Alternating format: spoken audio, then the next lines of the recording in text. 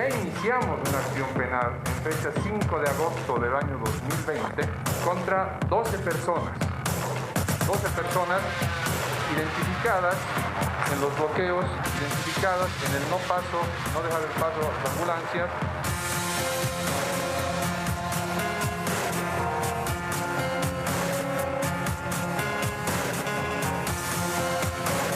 En ese entendido, estos mandamientos ya han sido entregados a la policía boliviana a través del investigador que está a cargo de esta causa para poder también ejecutar dicha aprehensión en contra de estos ciudadanos.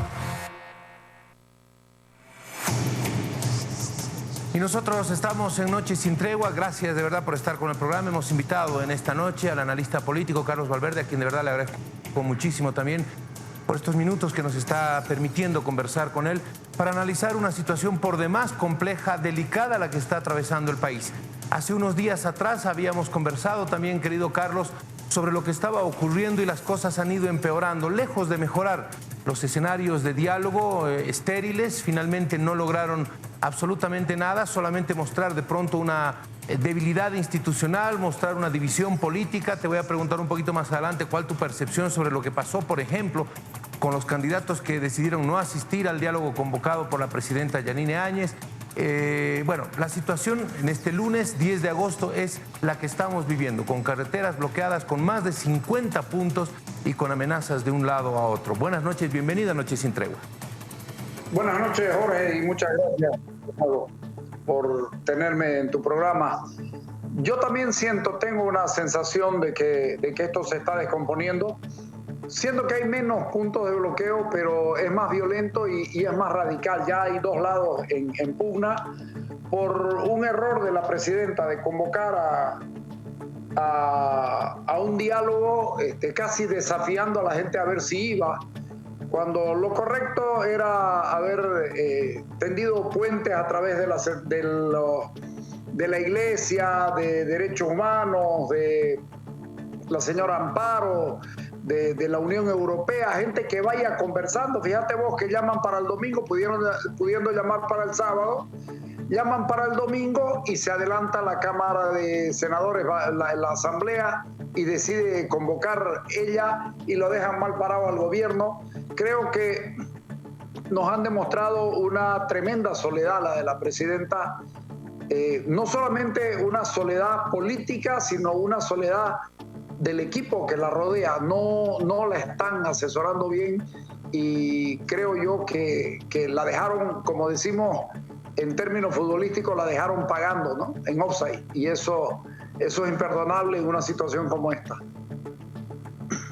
Y ahora, analizando un poco el comportamiento de los candidatos, querido Carlos, se convoca el diálogo el sábado.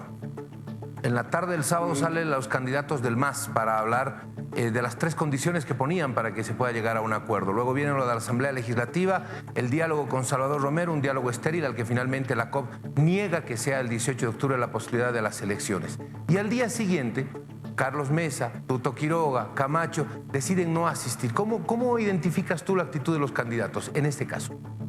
Me parece una estupidez en esas palabras, y te voy a argumentar el por qué. Porque el argumento principal que ellos tienen es que la presidenta es candidata y que está tratando de hacer de esto un río político que le lleve a ella algo. Y que quieren que renuncie a la candidatura. Y a mí me parece que si alguien es democrático, si es demócrata, si de verdad están respetando la Constitución, deberán permitirle a Yanine Áñez que siga siendo candidata, porque la Constitución le permite ser candidata. Que si a mí me preguntás, y yo creo que le va a ir bien, yo te digo que no creo que le vaya bien, pero creo que si vos respetás la Constitución, tenés que seguir la regla de la Constitución, primero. Segundo, no sé cómo le dicen a los suchas allá, los buitres que están esperando el cadáver. Ellos están esperando que Yanine Áñez renuncie para repartirse sus despojos, Jorge. Ellos quieren que renuncie a la candidatura para repartirse. Mirá cómo son de pequeñas cosas en política. Quieren repartirse un 12, 14% entre los convencidos porque no tienen capacidad de brincarle a ese 20% que hay de indecisos. Les queda muy grande el 20%, así que entre los 3 o 4, Chi puede agarrar alguna cosita también, entre 3 o 4 lo que están haciendo es pelear los despojos de Yanine Áñez. Y me parece una tontera, porque en este momento lo que hay que hacer es salvar el proceso democrático y la democracia en sí. Estamos con un movimiento al socialismo que ahora está en la vereda del frente, en lo político. Es él el que ahora bloquea, es él el que ahora sale con un elemento diferente. En esa época de octubre y noviembre, fíjate vos que los que no salieron porque no quisieron salir, porque no quisieron hacerle daño a la gente, fueron la policía y luego las Fuerzas Armadas. En este momento el gobierno recoge a la policía y recoge a las Fuerzas Armadas, aunque entiendo que ya se van a mover, pero la sensación que te daban era: estamos recogiendo la fuerza del Estado, la estamos guardando y estamos dejando que la gente se arregle entre ellos. Y esas no son buenas señales. Creo que todo está saliendo mal precisamente porque todo el mundo está en cálculos políticos, Jorge, y cálculos electorales, siendo que le están haciendo un tremendo daño y que probablemente la elección corra riesgo político. Es la primera vez que yo apoyo lo que está haciendo el Tribunal Supremo Electoral. La elección corre un riesgo político y también una violencia que se puede venir por encima de todo, que va a ser muy peligrosa para el país. Agentes de la COP manifestaban que era obvio que nos iba a llegar al 6 de septiembre con las elecciones, pero que, bueno, se compromete el Tribunal Supremo Electoral a que el 18 de octubre sí existan las elecciones. Se desarrollan las dos rondas de diálogo y las dos rondas de diálogo fracasan. Y en las dos rondas de diálogo se repite exactamente lo mismo. El 6 no se puede, tendrá que ser el 18. La COP se mantiene en que sea una fecha intermedia. Bueno, finalmente mi consulta va por ¿cuál es el verdadero fondo de lo que está ocurriendo? ¿Qué es lo que se está buscando en el fondo?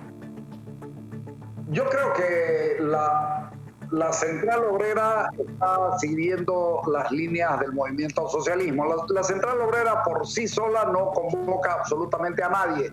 Es el movimiento al socialismo el que convoca. Hay centrales obreras departamentales que están en contra de su matriz. Esto no lo encontrás en muchos pasajes de la historia de la Central Obrera. No encontrás que las centrales departamentales estén en contra de la matriz, que siempre ha sido muy poderosa. Esto de recorrerme una semana y te acepto lo que querrás es para decir: no hicimos esto en vano y vieron que teníamos razón. Y por otro lado, todo corre también para que todos miremos esto y no veamos lo que ha hecho el Tribunal Supremo Electoral, que fue lavarse las manos y decir que el Tribunal Constitucional Plurinacional determine si son candidatos o no son candidatos, y si son siglas o no son siglas. Yo no me meto en esto, yo tengo solamente que hacer elecciones en fecha 18. Las argumentaciones para la fecha 18 son absolutamente entendibles y son las correctas, pero yo creo que aquí ya es una puja política y esto es a ver, lo voy a decir nomás, es a ver quién la tiene más grande, y eso no nos hace bien a ninguno, Jorge.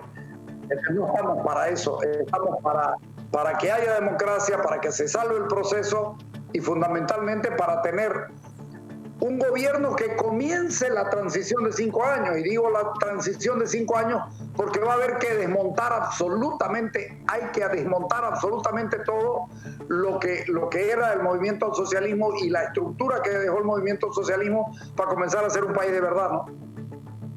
Ahora, fíjate lo que pasa con las fiscalías. Por ejemplo, no sale la Fiscalía General a decir que se están investigando los bloqueos. Salen las fiscalías departamentales, algunas de ellas, el caso de Santa Cruz creo que fue la primera, sale Chuquisaca y sale ahora La Paz, para hablar de procesos en contra de Evo Morales, de Arce Catacora, de la Central Obrera Boliviana y otros dirigentes. Además, acá en La Paz se anuncia que hay ya mandamientos de aprehensión contra al menos 5 personas, pero es 7 días después de que se inicia el bloqueo que la Fiscalía, a través de sus departamentales, es que empieza a dar algunas señales. Pero fíjate vos, Jorge, desde mi punto de vista ahí hay un error. yo he hecho un seguimiento a todas las declaraciones de Evo Morales y nunca lo escuché decir, señores, vayan y bloqueen. Es más, hay una de Radio Causacho Un Coca de ayer domingo donde dice, cuidado porque antes el 28% de la gente estaba en contra de los bloqueos y hoy día el 58% el que está en contra de los bloqueos.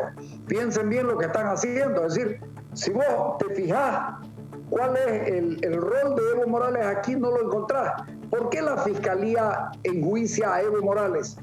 Para darse largas hasta que pasen las elecciones y saber si lo enjuicia o se callan dándole este tiempo para no quedar mal parado. Esto es, yo pienso que es una instrucción del fiscal Lanchipa que no se olvida de quién lo puso en la Fiscalía y que le perdonó un montón de denuncias que se hicieron al comienzo. Consecuentemente está calculando su propio futuro político, digamos, en la Fiscalía. Yo lamento que las cosas sean así, pero yo no encuentro otra lectura que hacer de todo esto. La Fiscalía juega un papel muy feo y lamentablemente nos va a seguir faltando una Fiscalía en este estado. Estamos presa de los intereses políticos, como tú bien mencionabas. Lo que se está jugando acá es interés político, es cálculo político. Nos encanta hacer política y no sé si te queda la misma sensación, querido Carlos, pero de pronto nos gusta mucho jugar a la política, a defender los intereses políticos por muy pequeñitos que sean, sin medir las consecuencias. ¿A dónde vamos a ir si es que el diálogo en las próximas horas, un diálogo real que hasta el momento no se ha dado, un diálogo real desinteresado, se abre paso en medio de esta situación de irracionalidad? Pero es que tampoco se hace política, se están haciendo cálculos de grupos de poder y de candidaturas, no se está haciendo política. Cuando vos estás en una situación como esta, te fijas el pacto de la Moncloa, te fijas el pacto de 1982, de 1900, sí, primero el retorno del Congreso del 80, sabiendo la UDP que no tenía posibilidades de gobernar por la disposición del Parlamento, aceptó, y luego del 85 retira un año la presidencia del doctor Siles y encuentran una salida. Jaime Paz va a ser candidato a presidente pese a que no puede. Es decir, estaban haciendo política de verdad para salvar la democracia. Hoy día están cada uno haciendo sus cálculos personales para ver qué les sale. Y esto es muy ruin. Yo comparto con vos y me deja una sensación desagradable también porque, yo soy mucho mayor que vos. Yo estuve en la huelga de hambre de 1978 para que Banzer convoque a elecciones. Entonces, uno que peleó por el retorno a la democracia ve esto y dice, hey, esto no lo pensamos nunca esperamos que esto se dé de esta manera. Y lamentablemente se está dando y se está repitiendo las malas cosas, la renuncia de Carlos Mesa, la presión para que Ormando Bacadíes y Mario Cosío tampoco acepten y que luego pase a Eduardo Rodríguez Belcé. Mirá vos la sabiduría política tanto de Bacadíes como de Cosío de decir, ok, para salvar la democracia preferimos dejar nuestra legítima sucesión. Eso era hacer política, lo de hoy no es. ¿A dónde vamos? Así como están las cosas, ¿cómo ves los próximos días en Bolivia? ¿Cómo defines los próximos días en Bolivia? No, yo espero que el papel de la Iglesia, me gustaría tenerla más presente a la señora de Derechos Humanos, a ella, y me gustaría tener también a la Unión Europea y a las Naciones Unidas y a todos los que puedan muy encima, no a países, porque los países están jugando a los intereses geopolíticos. Con Evo Morales nos va mejor que con esta o con esta, y eso no nos hace bien. Incluso, fíjate, la interpelación que hizo la canciller Longarich el día de ayer fue muy fuerte, el 7 fue muy fuerte, muy bien hecha, y creo que muestra lo desprotegido que está este país en materia de legalidad y frente a los poderes de los otros países. Somos un país muy chico que comienza a sufrir eso también. Finalmente, querido Carlos, le han pedido a la presidenta a través de varios sectores, especialmente políticos, le han pedido que se intervengan los bloqueos, que las Fuerzas Armadas y la policía intervengan, casi rayando en la solicitud de un estado de excepción en el país. ¿Cómo ves esa posibilidad? Yo creo que se puede intervenir los bloqueos porque no hay mucha gente bloqueando, que ese es otro de los elementos. Yo creo que se pueden intervenir los bloqueos, pero no hay necesidad de ir a un estado de sitio, una cosa de esa, un estado de excepción. Creo que es una exageración. Por un lado es eso y por el otro lado está el interés de algunos que renuncie la presidenta y todo se arregla como se arregla, con Eva Copa arreglándole las cosas para que Arce Catacora pueda hacer otro, hacerme un favor. No es solución por la desgracia, y eso es lo que están pretendiendo algunos. Muy bien, muchísimas gracias, querido Carlos, te agradezco mucho de verdad por haber estado con nosotros. Siempre es un gusto conversar contigo, de verdad que es un gusto, es un placer, aprendo mucho de ti. Te mando un abrazo grande. Gracias a vos, chao. Chao, muchísimas gracias. Y nosotros, por supuesto...